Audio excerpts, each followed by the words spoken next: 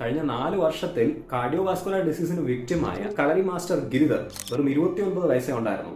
Doctor Sethuraman അദ്ദേഹം ഒരു ആക്ടറായിരുന്നു. വെറും 36 വയസ്സിലായിരുന്നു അദ്ദേഹം മരണപ്പെട്ടത്. എൽ.എം. കൗശിക് അദ്ദേഹം ഒരു മൂവി റിവ്യൂവർ ആയിരുന്നു. അദ്ദേഹത്തിന് മരണപ്പെടുമ്പോൾ വെറും 36 വയസ്സ് മാത്രമേ പ്രായമുണ്ടായിരുന്നുള്ളൂ.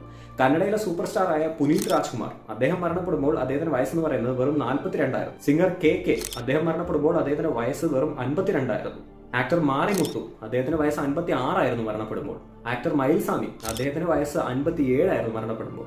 ആക്ടർ വിവേക് അദ്ദേഹത്തിന്റെ വയസ്സ് 59 ആയിരുന്നു മരണപ്പെടുമ്പോൾ. ഇതിന്റെ കൂടെ തന്നെ ഇപ്പോൾ ആക്ടർ ഡാനിയൽ ബാലാജി അദ്ദേഹത്തിന്റെ വയസ്സ് വെറും 48 ആയിരുന്നു മരണപ്പെടുമ്പോൾ.